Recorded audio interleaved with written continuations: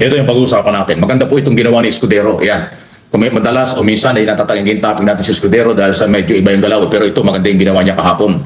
Yung supwena, pinasusupwena po nitong sina Senador Bato de la Rosa, Amy Marcos at Cayetano, ang mga cabinet secretary at mga pulis militar sa hindi pagsipot sa pangalawang hearing kahapon ng Committee on Foreign Relations. Talagang nilanga, walang dumating na kahit isa sa side ng pamahalaan. Kasi nga po, executive privilege pinairal. Pero itong si Bato, Amy at Cayetano napikon. Gusto ko agad isupwena ang executive department dahil hindi dumalo samantalang nagpaliwanag na si Secretary Bersamin, executive secretary, dating Chief Justice ng Supreme Court, na hindi na kailangan dumalo ang taga-executive department dahil naipaliwanag na ang lahat tungkol doon sa kung paano inaresto si Duterte. Naipaliwanag ng lahat, pero gustong gamitin for publicity nitong mga re-electionist na mga senador ang hearing. Kaya gusto nilang imbitahan ulit. So hindi na tumanggi, hindi na ho dumating. At inimbok na yung executive privilege na ito naman po ay legal. Kasi nung panahon ni GMA, Gloria Macapagal Arroyo, yung Ermita Neri ruling sa Supreme Court na legal yung executive privilege na hindi pwedeng ipatawag ng Senado, i-reveal sa publiko ang mga ginagawa ng Executive Department. Yun po yung issue. Kaya maganda ito, pinigilan po. Pinigilan po ni Escudero. Okay? Yung supwena na naunang ni-request ni Amy Marcos, ini-repair sa legal department. At yung kung meron man, ganun pa rin. Hindi ka agad-agad ipinatupad ni Escudero for review. So yung supwena para sa gabinete at iba pang opisyalis ng pamahalaan, matagumpay pong napigilan ni Senate President Escudero. At meron siyang mga dahilan at punto kung bakit niya ginawa ito. Kasi nga po, naipaliwanag na. At saka executive privilege ay legal. Hindi yan pwedeng pilitin ng mga senador at mga nag-iimbestiga dahil yan ay kapangyarihan ng Executive Department base sa ruling ng Korte Suprema. Ayun, no? So, alam naman natin kung anong galaw nitong mga pinagdududahang Duterte, lalo na si Senador Amy Marcos na parang anti-Marcos na. Pinipilit niya talagang sirain, papanagutin sa bayan sa kanyang paniniwala itong ating administrasyon ng kanyang kapatid. Ibang-iba na talaga ang kanyang galawan. Talagang lantad na yung kanyang pro-Duterte lang, hindi Marcos. Okay? Pakinggan po ninyo kung paano niya, ang ginawa ni Escudero dito sa supwenang request ni Amy Marcos. At aking sinabi nga ay pinigilan, hindi ho ganong kadaling ipinatupad. Pakinggan po natin muna ito bago yung ibang topic natin. Kasi yung hearing ni Senator Amy, kaugnay ng di umano, dahil wala pa naman sa tanggapan yung request sa pag-i-issue ng sabihin. At na ito daw ay may kinalaman sa kalayaan ng Senado. Nais kong sabihin, ang pagiging malaya ng Senado ay hindi pinapatunayan sa kada isang insidente kaugnay ng kagustuhan ng isang miyembro. Ito ay mababakas, makikita at mapapatunayan sa direksyong tinatahak ng aming institusyon. Nasabi ko na kanina, at alam na rin niyo yun, na dahil sa pag-invoke ng executive privilege na sang-ayon sa mga naging desisyon ng Korte Suprema, ay minabuti ko na ito i-refer sa legal ng Senado para sa gayon ay matiyak. So, malinaw sinasabi ni Escudero, hindi pwedeng kagustuhan lang ng iisa o ilang mga senador ang dapat mangyari. Kaya hindi niya papayagan. Okay? At yun nga po, yung supwena, in-refer sa legal department ng Senado. So kung kailan, medyo matagal yan. Kung kung paano a-approvean. Pero palagay ko, hindi rin niya na-approvean kasi nga yung ruling ng Supreme Court. Ito, pakinggan po natin. Na ang aming gagawin ay hindi makakadagdag ng gulo at hindi maglilikha ng constitutional crisis. Dahil sa dulo, anumang compulsory process na i-issue ng Senado na hindi kayang ipatupad ng Office of the Sergeant at Arms, syempre hihiling ng tulong yan sa tanggapan ng Philippine National Police. Paano mo ipapatupad yun kung hindi sumasang-ayon ng executive doon?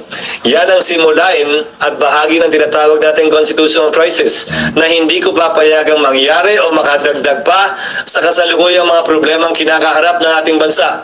Tinanong niyo ako kanina. So, malinaw po yan Sabi niya, papaano nga naman i-issue ang supwena? Ay alam niyo, ang supwena, ang nagpapatupad nito, ang supwena, sunod yan pag-aresto. Ang magpapatupad yan, pulis. Paano huhulihin ito rin sarili niya? Huhulihin ni Marbil ang kanyang sarili? Huhulihin ng PNP ang mga cabinet secretary? Malabong mangyari yun. Kasi nga, under sila ng Executive Department. Pag sinabi ng Executive Department, huwag niyong sundin yan. Kasi meron nga tayong executive privilege. O di wala. Wala namang ibang pwedeng magpatupad ng arrest warrant o supwena sa government official kung hindi ang pulis. Di ba? Di ba doon sa Kongreso, pagka nagpapahuli ang mga congressman ng mga hindi dumadalo sa kailang hearing, di ba ang ginagamit police? Wala namang iba eh. Kahit pa NBI, paano susunod ang NBI? Ay parte sila ng Executive Department. Yun po yung sinasabi. At tama naman yun. Sang-ayon ba sa pagkakaroon ng pagkakaunawaan o mas pagkakahiwa-hiwalay natin ang pagdinig na ito? Tingin ko yung pagdinig hindi. Pero kung gagawin namin itong hakbang na ito na hindi pinag-aaralan ng lubusan, marahil ay hindi ito makakatulong sa pagkakaisa natin at dadagdag sa posibilidad na magkawatak-watak tayo lalo. Hintay ko muna yung legal, pero ayoko inaakusahan ng Senado na hindi nagiging patas, depende kung pipirma o hindi. Hindi nakabase yun doon. Gagawin ko pa rin palagi kung anong tama at naaayon sa batas. At hindi kung ano ang pangailangan o kagustuhan ng isa o ilang miyembro. Hiyari talaga. So, inulit-ulit niya, hindi daw pwedeng mangibabaw o siya ang masunod-sunod yung isa o ilang miyembro. Dahil ang nakapangalan, nakataya ay ang institusyon, ang buong Senado. Ayan ang magandang ginagawa ni Escudero. Hindi niya basta padalos-dalos, hindi niya papayagan, alam niya kung ano ang ibig sabihin, ano ang galaw ni na Amy Marcos, kaya hindi niya papayagan ng ganon. Kasi ayaw nga niya na magkaroon ng constitutional crisis, ayaw niya lumala ang away sa pagitan ng Senado at ng Executive Department. Sige, ituloy po natin yung question and answer. Wala pa, nag-lunch ako tapos dumiretso na ako dito, hindi ko pa nakikita. So kung sakaling mag-request Senator Amy para doon sa panibago na sa PINA, hindi niyo yun actionan hanggat walang Hanggang wala recommendation? pang rekomendasyon yung legal dahil nasa parehong sitwasyon yun. So hindi na ba maiwasan na madala pa ito sa Korte Suprema, sir? Pag-uusapan din. Ulitin ko, lahat ng mga naging question kaugnay sa executive privilege ay nagdulot lamang ng mas malawak na kapangyarihan at amplification sa parte ng executive laban sa kapangyarihan ng Kongreso. So isang konsiderasyon yun na dapat naming tingnan at suriin. Siyempre palagi may pag-asang mababaliktad yun, pero may pagkakataon at tsansa rin na lalong mapaigting yun. So isa sa mga konsiderasyon yun na aming titimbangin. Sir, ano yung situation ngayon? Parang may, ano ba ito? Confrontation between the executive and the Senate? Wala. Kaya nga yun ang iniiwasan ko eh. Kasi klaro naman yung batas kaugnay na executive privilege. Pero imbis na mag-abogado nga ako sa sarili ko, i-refer ko na sa mga ibang abogado pa para hindi masabing sarili kong opinion lamang ito. So sir, the mere fact na may panibagong pinapasag PINA, dapat bang bilisan na ng legal team ninyo yung recommendation? Hindi. Anumang bagay na minadali mo, baka sa dulo mas masama ang kalabasan. Gawin nila ng tama ang kanilang trabaho na ayon sa kompletong pag-aaral at research. Yun ang mas importante sa akin. Sabi kanina sir ni Senator Ronald Bato de la Rosa, hindi pagrespeto doon sa doktrina ng checks and balance, yung hindi pagrespeto doon ng mga taga-executives doon sa... Yan ang eksaktong sinabi namin sa kaso ni Ermita at sa kaso ni Neri. Ang kinatigan ng Korte Suprema ay ang executive branch. At binigyang pagpapahalaga, timbang yung executive privilege na kapangyarihan daw ng executive branch. Hindi naman porkit hindi tayo sang-ayon na ibig sabihin mali na yon. Lalo na kung may desisyon at batas na nagsasabing yon ang tama sa ngayon at sa kasalukuyan. Sure, for the record po, yung request for sa PINA ay nasa inyo na? Wala pa. Pero may idea na po kayo. Kasi napanood ko kanina sa hearing, ganun kakapal eh. At nasa sa akin na raw. Huwag naman ganun. Akala ko papadala na agad. Wala pala eh. Wala pa naman. Ayan. So yan o, napakalinaw nung sagot ni Escudero. Kung naiintindihan po ninyo, i-recap natin bahagya.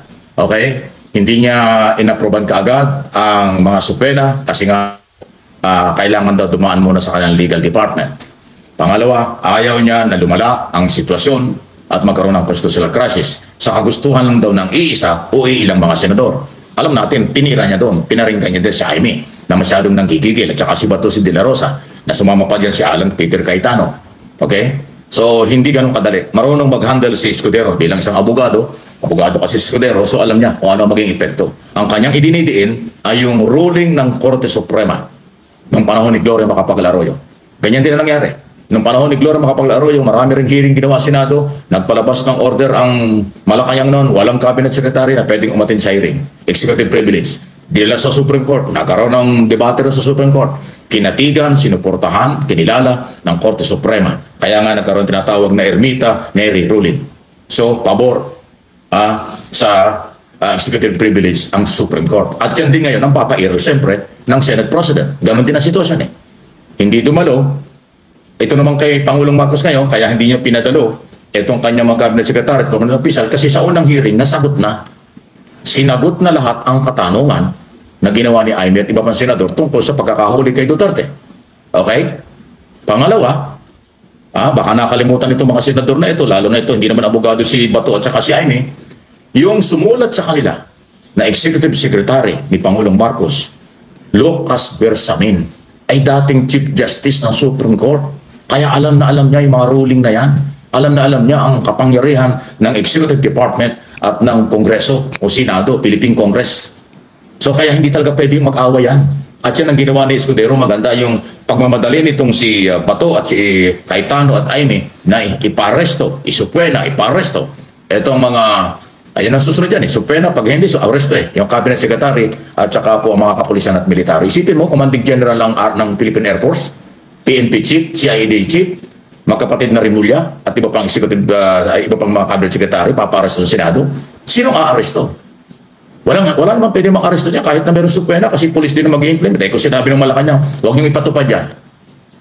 Dahil meron tayong executive privilege, hindi wala rin. So, pure publicity. Kaya nga maganda yung ulit-ulit na sinabi ni Escudero, hindi niya papayagan ang kagustuhan lang ng isa o ilang senador.